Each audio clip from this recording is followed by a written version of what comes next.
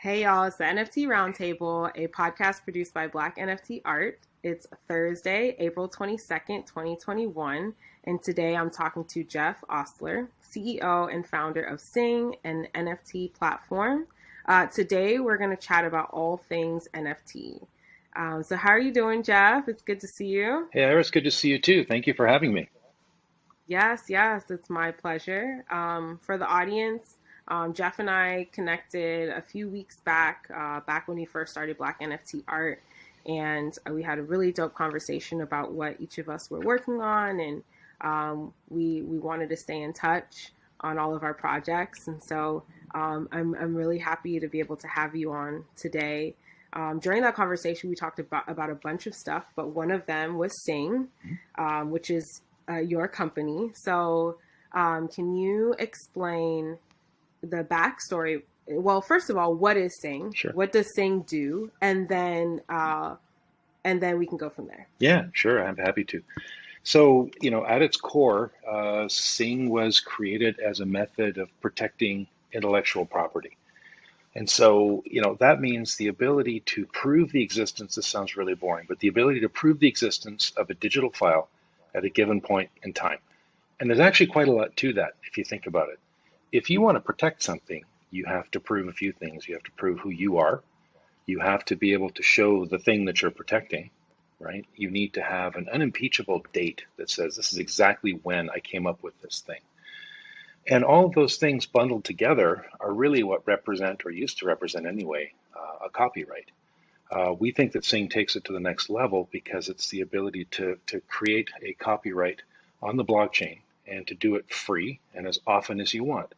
So you can protect all kinds of different versions of things. So really Sing was started around protecting, this background intellectual property that all creators have and to help them to collaborate. So that's really the genesis of the company. We started it about 3 years ago, and we actually began, we could talk in a few more minutes, in the patent space, believe it or not. And we found Yes, ourselves moving yes. very much quickly towards creatives, where there's such a huge hmm volume of IP being created. So for the patent work, how did you discover a problem within the patent world that you wanted to solve?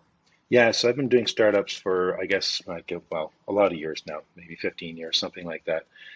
And one of the startups that I did was of all things, a pollution control technology company. And it was really interesting, sort of science fiction at the time stuff. And we wound up getting, I think, something like 150 issued US patents by the end of my time there. So an awful lot. hmm So I'm not an IP attorney or anything like that. I'm a marketing guy, but I got a front row center seat to what the invention process was like. I was even involved in some of those meetings. And it's this weird combination of needing to be able to collaborate freely, to be in an environment of trust with a group of other people, and just kind of build and come up with ideas and put them up on the whiteboard and to feel completely safe and able to do that stuff. But at the same time, there's this really important need to be able to document exactly who said what when. And those two hmm things are kind of opposite, right? Either we're trusting each other and we're just collaborating and having fun and building something, or we're passing pieces of paper back and forth across the desk and signing NDAs. And that is not in the spirit of collaboration. So we tried to come up with a way to allow both of those things to happen simultaneously by using your smartphone to grab a quick picture or a voice note or say, I'm here with Iris today and we're inventing this thing and she said this and I said this, right? And be able to track that stuff and to assign a date stamp to it. And so it really was the equivalent of lab books, if you will, in an engineering or in a patent environment. And that sort of grew into this way of easily protecting IP for patents, and then we moved towards creatives after that. Okay, so at that time, um, did you know what NFT? How did you find your way to the Yeah. NFT technology? Yeah. So I didn't. Our lead developer, who is actually the head architect on all of Sing's stuff, has been deeply hmm involved in blockchain since there was, blockchain. Really, he read the Satoshi white paper back in, I guess it was 2013, and that's all he's done ever since. And he got very much involved with Ethereum as soon as it came out. And so it was John who determined that you need to have this envelope, right? This unit of protection of IP into which those things I mentioned before go. The date stamp, who you are, the hash of what the object is, the piece of art, whatever it happens to be. All of that stuff goes into a token. And the really boring name of that is an ERC-721 Ethereum Mm-hmm. token. And the cool thing about an ERC-721 is it's unique, right? You can prove it's unique. No two can Mm-hmm. ever be alike. And he determined that was the best place to store this because it was easy and fast. It was cheap, and it was something that was going to be archival. It would last forever. You could show your grandchildren an ERC-721, and it would be every bit as valid as it is today. So it was a great way Mm-hmm. to store IP. Well, that's an NFT. Mm-hmm. And Okay. So ERC, say it again. ERC-721. Right. And then you said that's Ethereum. That's correct. So are they the same thing? What's the difference between an ERC Yeah. 721 hmm and ETH that I may buy in order Okay, to yeah, purchase NFT? good question. So and now I'm going to get really boring here, but ETH, right, the token, the money on Ethereum, Mm-hmm. that's an Yeah. ERC-20. So it's just a different type of token. And it's a good Gotcha. lead up, and I see where you're going with this because an ERC-20 is a fungible token, just like cash, right? Mm-hmm. If I owe you $100, you don't care if I give you, you don't care which $100 bill I give you, right? Because Mm-hmm. it's fungible. One is as good as they have value, but one is as good as any other. An Mm-hmm. ERC-721, which is a different kind of token on Ethereum, there can only ever be one of. It is unique, right? So it has value and it's unique. So that's why it's a non-fungible token or an NFT. Gotcha. Awesome. Okay. So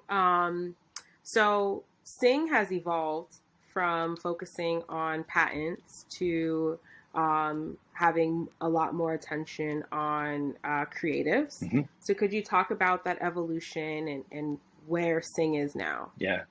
It's funny when you begin a startup, and I'm sure you've got this same experience yourself, right, with Black NFT art. You have certain ideas about the way things are going to go, and you kind of Mm-hmm. you march along, and then suddenly you realize, well, wait a sec, there's an opportunity here. And I was actually at the gym one day with a friend of mine who is a VC, and I just really respect, just a great business mind. And I was explaining to him these ideas that we had around the Sing platform and how it was going to protect people doing patents, how you'd be able to take PDFs and be able to prove who signed what, when, and all that good stuff. And that, I really was trying to get into various different companies and get them to understand the value of this. And then we talked a little bit further, and I said, and the funny thing is, I've been talking to these folks in music for a while now, and they keep asking me, am I going to do a version for them? And I'm like, yeah, as soon as I get this thing done, I'll go over to music. And he said, well, wait a second. Let me see. You've got a group of customers who you're trying to pitch, and you've got another group of customers who are asking you to please come and make something for them. What are you doing? So right there, we Mm-hmm. realized we got to move in towards music and really more towards creative, full Mm-hmm. stop, right? So and it becomes obvious in hindsight. There is so much creative stuff being done, right? So many people that are involved in it. It's not just professionals anymore. It's kids. It's everybody. And so they all have the same fundamental need to be able to prove this thing belongs to them. It's a fundamental human thing. You want to say, look, this is mine. I created it before you send it out in the world. Mm-hmm. And really, it's the rest is been our focus for the last 2 years, really, bring this thing up to speed. Okay, awesome, awesome. So, I know you've had some musicians that have done albums on Sing. Could you give an example and talk about how, people who are creatives in the NFT space, how can they use your platform and what should they use it for? hmm Well, right now, in the case of music, the Sing platform is you access it through a free app. It's iOS only right now. We're working on Android. That's a very quick follow Mm-hmm. app that allows you to, if you can snap a photograph or if you can upload a file, and it could be music file, it could be, a JPEG, a still, it could be video, whatever it is that you want. As long as you can put something on your phone, you can make an NFT and you can do it easily. You don't have to have any crypto knowledge whatsoever. And as I say, the file format is NFT. So that part of it's really, really easy. We're now working on integrations. I can't announce one yet, but it's really, really close to allow people to use those NFTs and then get them into the marketplaces and to be able to list them and price them and accordingly. So it's very, very easy to make NFTs, to be able to catalog them, to look visually through them. It's, as far as we know, it's the only mobile app that is really designed around the user to be very fast and responsive. And it's not something that you have to have, as I say, a lot of crypto knowledge and go onto a website and in order to be able Mm-hmm. to access your NFTs and create them as you do now. So it's really easy. Our chief product officer is a guy by the name of Rain Maida, and he's the lead singer for a really big band called Our Lady Peace. And Rain was the one who actually designed the product around creators and what their needs would be, how they would want to share and collaborate, and things like splits and all of that kind of stuff. He is actually planning to release one of the tracks of their upcoming next album called Spiritual Machines 2 on the same platform exclusively as an NFT. And for Mm-hmm. him, the experiment really is around engaging directly with his fans. They have a lot of fans, obviously, and they've got a label and they've got managers and all that music industry stuff that I don't understand all that well, but there's a lot of people between him and his fans. And he's Mm-hmm. very much looking forward to making this specific connection and to seeing how that goes. So that'll be our first major experiment with a major, well-known act, and we'll see how that one goes. It's kind of exciting. Yeah, so if for our users, our listeners, what's the web address? Yeah, so the best way to get the app and to have a look at it is just go to sing.link. So sing, just the way it's spelled or sound, SING dot link, LINK. Sing.link. And you can Okay, click a button and cool. then you can download the app from there. And there's no web app, right? It's just on your phone. It's just on iPhone right now. Yeah, it's a downloadable app. Takes you right to the App Store. You just use your email address, and we actually wind up creating for you in the background an Ethereum wallet, and then you go from there and create your own NFTs. Nice. So you create your NFTs Hmm. and then you store them in that wallet. Hmm. And now you're working on people being able to transfer them from that wallet to other platforms. Yeah, we absolutely will be doing that, and we Mm-hmm. can talk a little bit more about that, but we're going to have to be careful, I think, in the early days, which platforms we use and how the NFTs Mm-hmm. themselves are structured. We need to be able to assure that when somebody's creating something and they create a smart contract and they assign, all of the rights to the thing that they're selling, that all that information stays with the NFT and doesn't get stripped off somewhere else, right? Because you want to Right. make sure that the artist is able to protect themselves all the way through the life of that piece of artwork. And so, Right. yeah, we'll be running that very closely. But I think you're going to see new NFT standards and best practices beginning to emerge. So we'll be following those. Mm-hmm. We want to be as open as we possibly can be, while protecting the interests of the creative owner. Does the work involve collaborating with some of these other platforms, like reaching out to them, working with their engineers and things like that? Hmm. Yeah, one of the Yeah. fun things about crypto and blockchain in general right now is that it's such an explosive space that everybody's in the mode of collaborating. People are Mm-hmm. less thinking in terms of protecting their turf or competition and much more thinking about how can we work together and be open and build cool stuff. So I'm finding Mm-hmm. it's actually shocking how easy it is to get connected with some of these marketplace sites and some of the other integrations that we want to do. People are just like, yeah, let's just Right. start, get going, and it's a Yeah. lot of fun. So we'll have some announcements coming up very soon on that. Awesome. Awesome. That's super exciting. Yeah. So for we've talked about music and art, we've talked about patents, but there are some other use cases. For example, someone sold a house with an NFT, with an NFT artwork, Mm-hmm. and actually, I'm gonna read off this quote really quick. The artwork and the house are up for auction on OpenSea with a minimum bid of 48 ETH, or almost 117,000. That's at the time the article was written. No one has bid yet. The house previously sold at 746,000 on Zillow, Mm-hmm. and it looks like the house is in Thousand Oaks, California, and the NFT is a psychedelic flavored video of the house.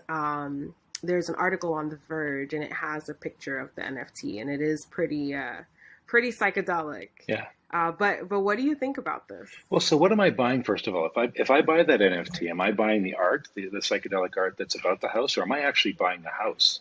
Is that It looks like, is like that clear in the article? you're buying both. Yes, it Yeah, looks like you're buying both. It's almost like the NFT is kind of like the deed. exactly. There you go. Mm-hmm. Right. I mean, forever in society, we have represented things that are incredibly high value with pieces of paper, right? Exactly the deed to your house Mm-hmm. you're talking about. If I go, not that I could, but if I could go to Sotheby's and buy a beautiful piece of art, I would expect to have, detailed information of how much I paid and when. I would want to know the provenance of that piece of art. I'd want some guarantee that it was original. All of that stuff Mm-hmm. is represented by paper. The deed to your car, right? Just about anything you can think about is represented, but it's all centralized right now. It's run through a bank or through an insurance company, or it's run through a title and escrow office or whatever the case may be. So there's always somebody between you and I if you want to buy something and I want to sell it.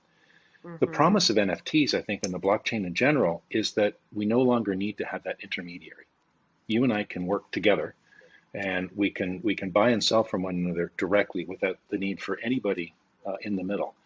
And that just opens up a whole new degree of speed and freedom and privacy, all kinds of things. And uh, it just becomes economically much better. So much the same way that a musician or a visual artist can get, close to 100% of whatever it is that they're selling.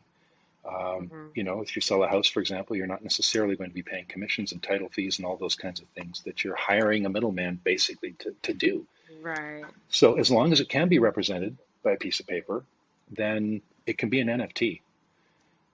And that gets really, really interesting. I think, not to get into a huge amount of detail, and you have to stop me here, Iris, I'm going down a path, but No, I what love it. what gets really interesting to me is, that first question asked, what exactly am I buying, right? If I Mm-hmm. buy a piece of music from a rock band, for example, am I buying all the rights to that music? Do I own the whole thing? Can I perform it? Does that exclude them from performing it? These are all questions that buyers should be asking and sellers should be making clear. And I think this is equally applicable to visual art, that, to be able to demonstrate clearly what it is that you're selling, the rights that you retain. Is it one of many? Is it one of one? Are you giving the whole thing away? Is it really just a copy that you're giving away, or what is it? Is going to become really important. And that means that we're going to have to start rolling, you know, real live contracts, real world Mm-hmm. contracts in with these NFTs. So that if somebody tells me that I'm buying, print number 800 for a lot of money out of 1,000, and there's a limit, how do I know that they don't just make another 1,000? Because as we both know, that's never happened before. That nobody's ever done that, right? Right. And so And if they do create more than 1,000, how do you have some sort of documentation that you can take to court to that's right. hold them liable? That's right. What's my real world recourse if I find out that the thing that I Mm-hmm. bought wasn't as it was represented? And those Right. things are super important, obviously, to both to buyers to protect themselves and sellers to get a good price. Because the seller wants to be clear. Listen, this is literally one of 1,000, and it has value for Yeah. that reason. And I have a reputation as a seller to protect, and all of these things. So you're going to see, I think, a maturing of the space. Mm-hmm. These Yeah. I often say that smart contracts are neither. They're little snippets of code that go along with the NFT that can sort of indicate how things get paid, but they're not contracts because they're not between two people. Right? They don't have consideration and that sort of thing, and they're not particularly smart. They're just sort of dumb pieces of code that you know that auto execute. So I think we need to have some real world contracts that go along with these things. So we'll see what Yeah. happens. Yeah. It's so interesting. It's like what I find super interesting about the blockchain space is that so much of the conversation is about removing the middleman Hmm. and removing these institutions and being able to exchange and interact quicker, more effectively without all this red tape. But there is some protection that these institutions provide, Yes. right? So yeah, I'm really curious to see how we can find some sort of middle ground, Hmm. right, where I can still transfer money to someone within seconds Hmm. or minutes, right, using Ethereum, but also have protection if that person somehow, bamboozled me into sending them something that and they didn't hold up their end of the agreement, Yeah. right? Yeah. Um, Absolutely. You know, I think, as I have said from the beginning, I'm like the least creative person you'd ever want to meet. at least from an artistic standpoint. I can't sing and I certainly can't draw to save my life, but I've always been around creative people and I love working with them. And Mm-hmm. I sort of watch this process, especially when there's any degree of success, that it's not just middlemen, there's gatekeepers, right? And they're gatekeepers in all of these businesses. In the music industry, you have to sign with a label and you have to hit a certain level before that label is going to sign you. And the gatekeepers not only serve the function of determining who's going to be successful and isn't, and I would imagine in the art world that has to do with galleries, right? And various highly influential people who are either going to look at your art or they're not, and they're going to be sort of they're going to anoint you as being somebody who's successful or not successful. And I think NFTs hold the promise of eliminating that. That Mm-hmm. that the artist will be able to reach her or his own, um, direct consumers, the people who love their work more than anybody else, and to be able to get that feedback you know, um, without having this arbitration in the middle. I think Mm-hmm. potentially they could be more creative. They could be more experimental. Oh, that didn't work. Mm-hmm. Or look at this. Who Mm-hmm. would have thought? I always had a suspicion that would work, and I could never sell it to anybody because they didn't think they could sell it in turn. But I did it, and people love it. And I Mm-hmm. can't think, I mean, of anything better for both people who love art and people who create art than to be able to have that direct connection. I'm not saying it's going to make life easy. I'm sure people will put things Yeah. out there and they're going to be rejected and nobody's going to want it, right?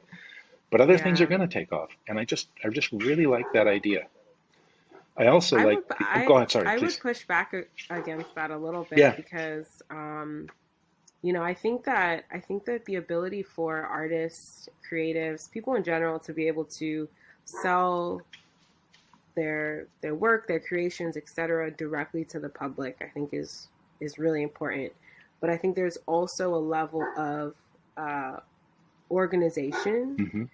that um, institutions or even like galleries, for example, provide Hmm. that make it so that, let's say I'm somebody who wants to buy art and I don't have necessarily the time Hmm. to go through hundreds or thousands of people's artwork on a day-to-day basis trying to find what I like, Right. right? Right. Sometimes it helps to have a magazine or a newsletter or a brand or that kind of filters through for you and helps you connect Hmm. to people that are in line with like what you're looking for. And so I think there's a lot of room for curation. Yes. The same way that galleries curate, but in a new way that's less oppressive Hmm. and more collaborative, right? Yeah. And I think that's part of the kind of work that I'm involved in, and that I'm hoping to see other more people get involved in as well, because a lot of these artists, they do need help Hmm. getting themselves out there. They do need help um, managing for example, like the influx of opportunity that might be coming to them. They need help managing those Hmm. communications because the more time they have to do their art, the more opportunities they can take advantage of. The Hmm. more opportunities they can take advantage of, the more attention they'll ultimately get, right? So yeah, it's Yeah, I think you're interesting. right. Look, curation is always going to be an important part of anything. Not to mention there's simple, pure practicalities of just putting anything up there and you don't have control over what people are seeing. That can get to a pretty scary place pretty quickly too. I think what I Mm-hmm. like about what I know you're doing, and I think where the technology can take us, is that you can curate on a much bigger scale, a lot more things. You can involve the artists themselves in the curation process, right? It becomes Yes. a much more democratic kind of thing, and yet, right, you Mm-hmm. can you can have this ability to find the stuff that to tie certain categories of art to certain types of people who appreciate it, to certain types of buyers, right, and really make a difference. So I do agree that technology can Mm-hmm. can allow for that, and for different kinds of connections that maybe otherwise couldn't be made, and much less expensively, by the way, right? So you can Mm-hmm. do more of it and more efficiently because of technology. Mm-hmm. Yeah. So speaking of art and artists uh, who are able to make art that grows in value and grows in attention, right? So we have our Beeples, right, and our Blows and people like that are kind of like shooting off into the stratosphere. But they didn't start there, Hmm. right? There was a process of them evolving to that point.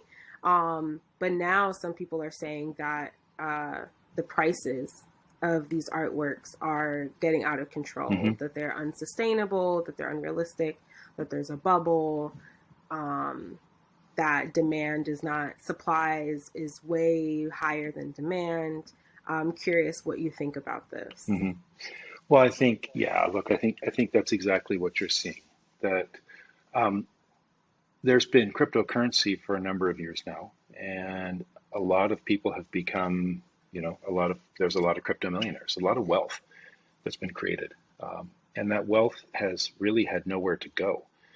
You can presumably sell your Bitcoin, I guess, and pay a huge tax hit and go buy a Lamborghini, if you were lucky enough to be one of them. But they don't want to do that. They want to leave it in the crypto space. So there's been all this money and there's been nothing to buy.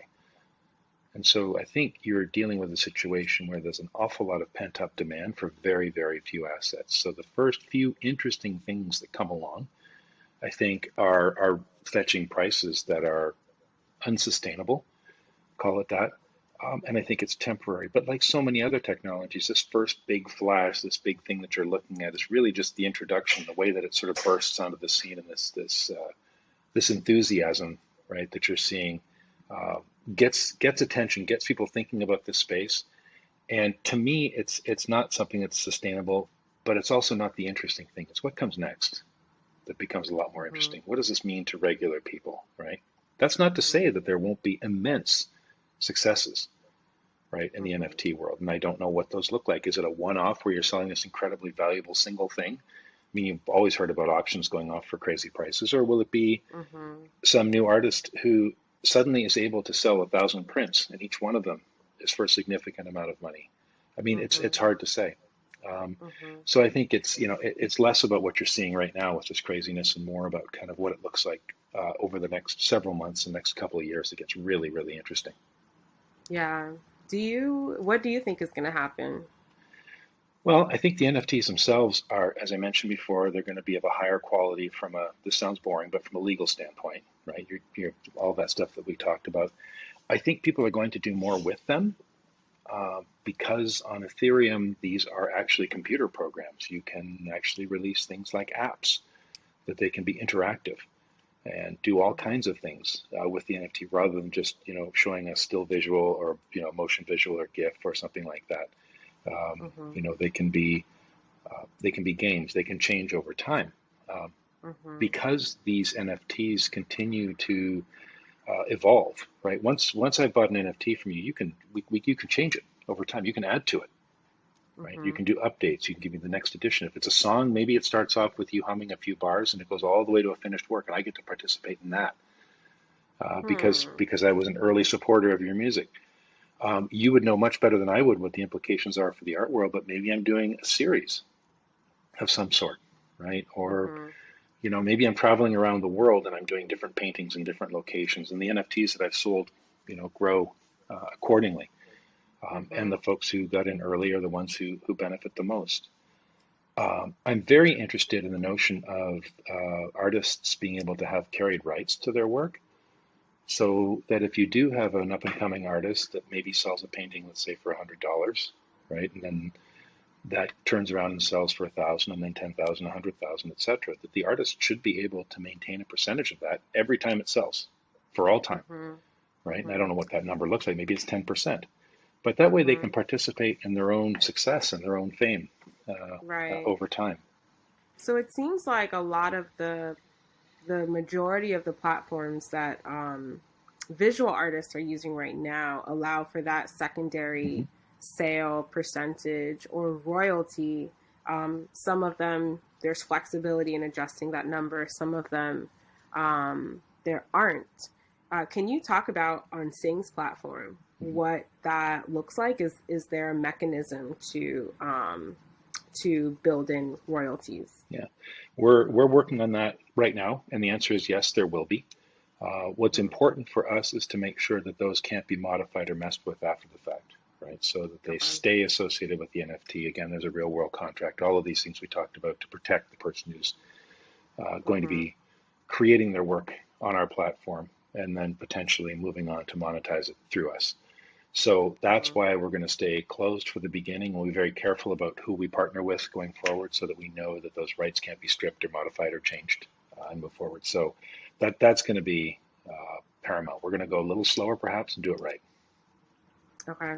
Okay. Awesome.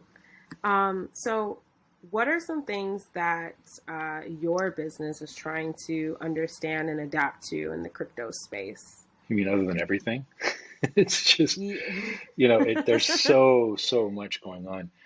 I think one of them is that I'm really interested in trying to figure out right now is um, how are people going to use these things once they buy them, right? Mhm. It's one thing to own it, and it's one thing to be able to go to a website and look at it, but how do I make that part of your everyday life? And Yeah. yeah, so we're trying to right now use our own wallet interface, so you can at least I could pull up my phone and I could show you, right, Mhm. what I've purchased or what I've Mhm. created for that matter. The visual element, The visual, or to be able right? to play it, So, that kind of stuff. If there's an right. audio element to it as well. Mhm. Ultimately, I feel like we should be able to sit down over coffee, and I should be able to show you something, and we should be able to exchange it, buy it right there. Mhm. I'll trade you I three of these like for one of that. those, or pay money for it, whatever the case may be. So I think I that's an like important that. thing. I Hmm. like that. Wow. Okay. Well, that's where the Okay. emotional moment occurs, right? When you see something, you have that flash, like I want that. That's Mhm. and you want to be able to make sure that you're present. Um, any other possession, you can usually sort of have it with you, or you can have it if it's your house, I suppose, whatever those cases may be. So we have to make them tangible. Another Mhm. one, ideas we're playing with is to be able to easily, put your NFT up onto an 8K screen, right? So, Mhm. if you were to either, go out to a public place that has a screen, you'd be able to display your NFTs there very easily, or a private residence, or whatever the case may be. And it should be in, beautiful color, and everybody should be able to look at it. Mhm. Um, Another thing we're working on is the ability to share them, which is kind of hard for people to get their minds around. But you can actually do that with our app right now. I can own an NFT and I can send you a copy and you can see it. You can't do much with it. That's by design. You can look at it, you can hear Mhm. it. You can't download it, you can't share it on, but I should be able uh, to collaborate, if you will, to share that with you remotely, even though I don't give up the rights of the NFT. And so Mhm. I think those are kind of the immediate things that we'd like to work on as much as possible. Particularly, yeah, the commercial aspect to be able to buy and sell right there in the moment. Yeah, I like that a lot. I love the idea of being able to exchange with someone in person, and also Mm-hmm. I can see the implications for gifting as well. We're just going to say, Um, yeah, and being inspired to gift. Um, and I think, sometimes a lot of the times when I'm buying gifts for people, it's hard to think of something that would be meaningful. yeah. And so sometimes I think, especially in my family, we revert to just giving money. Mm-hmm. Like, here's a few $100. So it'd be cool if we could be like, here's this NFT that, I bought for a few $100, but maybe 10 years from now, it'll have a whole other value. Yeah. Here's a question for you that I've been wondering about myself is, do you think that there would be a market for, or would there be interested in people being able to commission artworks more easily? If there's an artist whose work I particularly love and isn't that great, do you think that they could create something for me? Is that something you think people are interested in looking at or in doing, and to be able to connect art lovers with artists in that way? Yeah, I mean, in terms of creating an NFT, Yeah, or exactly. yeah. Yeah, so I'm actually already seeing that in my business. Okay, We've had people reach out for everything from wanting to work directly with an artist that we work with to create an NFT. For example, there's a musician that's dropping an album, and they wanted to take the album cover and turn it into a 3D piece, that's and cool. then they're going to drop it on Nifty Gateway as a part of the release of the album. We've also seen um, people who are not necessarily artists, so not a musician per se, but maybe like a public figure like a model or some like TV figure, maybe from a reality show or something like that, that want to get into NFTs and they want to use them to tell their story.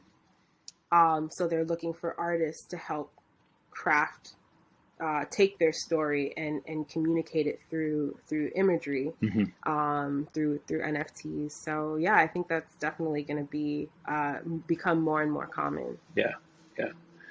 I just think it just opens up so many possibilities that previously were closed, right? For lots of I think it connects people. It's going to connect people who would never have heard of one another at all in the past. Like to your point earlier about curation and the ability to connect art with users, I think it's going to be amazing. Yeah, absolutely. I agree. And it's just so cool to see people um, wanting to help these smaller artists who are super, super talented, even more than that, very skilled. Um, and traditionally maybe just didn't have access to certain opportunities. And so now's the time to go and connect with those people and work with them and be a part of their story, their journey uh, of of people investing in them, the general public being able to actually invest in them. Right. Well, that opens up a whole new area with NFTs as well. We only just touched on it very briefly, but rather than a GoFundMe, you could pre-sell a significant project that you're working on. And maybe right now, and I'm sorry, I'm going to illustrate my complete lack of knowledge of the creative process, but maybe right now it's nothing more than a charcoal sketch and a plan that I've got. But I've got 100 people that believe in me, and they'll buy that NFT. And having bought that, they get to see the next version that I've done all the way through to a finished piece of work.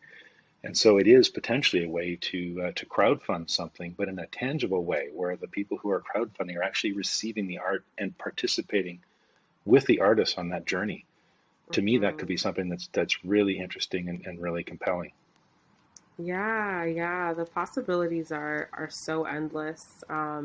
Another concept I was hearing of is instead of, let's say, someone selling like a limited edition, let's say of like 500 NFTs, or let's say doing an auction, and it's a one of one and it sells for 1 million.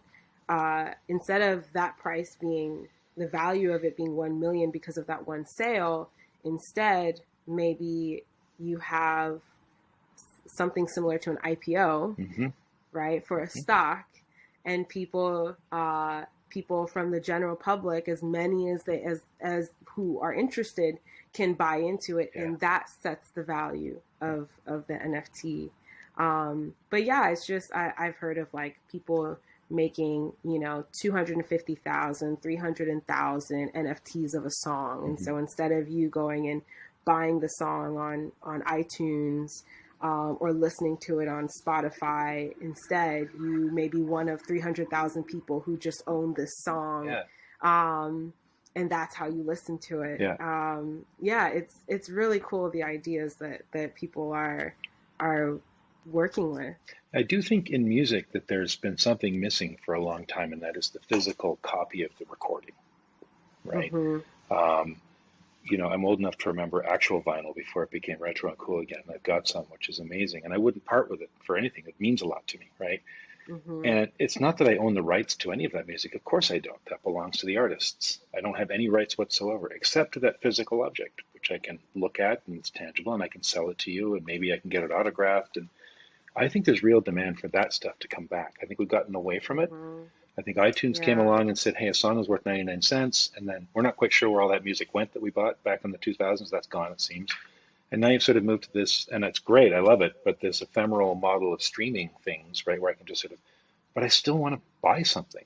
I want to be able to own it. And I think maybe NFTs get us there. And that becomes a very interesting thing. And it can be used in any platform or given away or sold or whatever the case may be over time.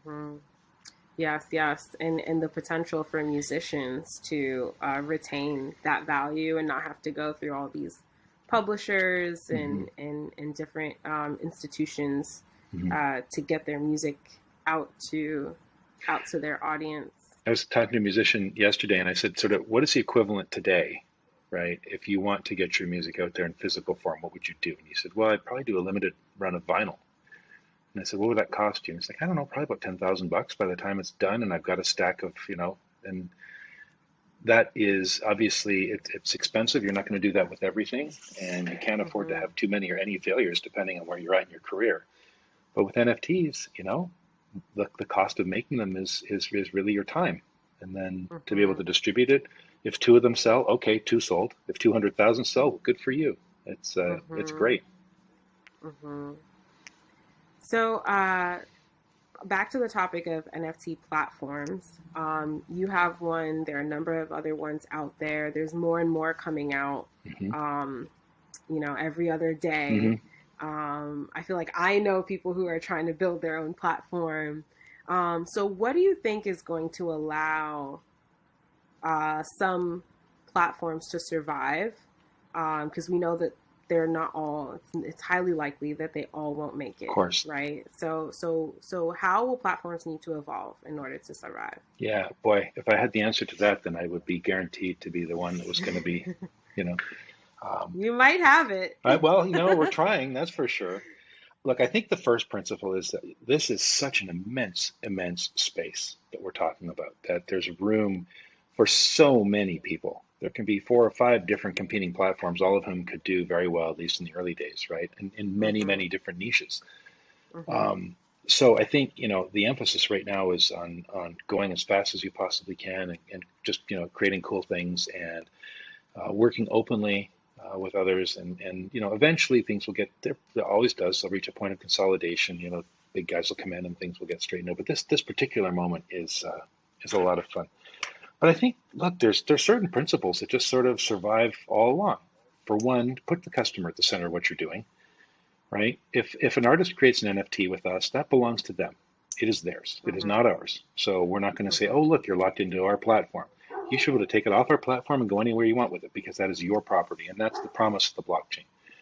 So start with that. Make sure that you're offering something that people want. And if they don't, then they can go, somewhere else.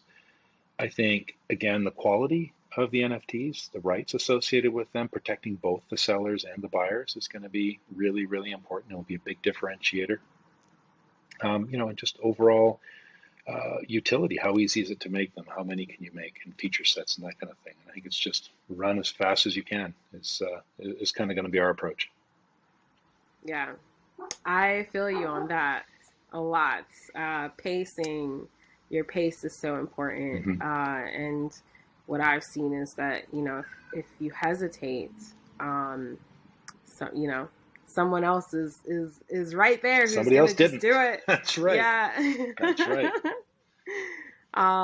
So one more time before we wrap up, how can people find Sing again? Just one Yeah. more time for the audience. Well, it's a free app and it's available, unfortunately, right now only on iOS, but working hard on getting to Android eventually. But just go to sing.link, just like like it sounds, SING.link.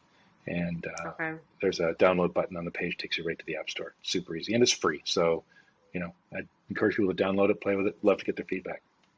Yes, yes. Well, thank you so much, Jeff, for joining us today. Thank you to all our listeners. We really appreciate you for tuning in. We're really excited for this whole NFT space. Just so much exciting stuff going on. And again, thank you, Jeff, for joining us. Thank you so much for having me, And Iris. Appreciate it. yes, yes. Alrighty. Have a good day. Okay, you too.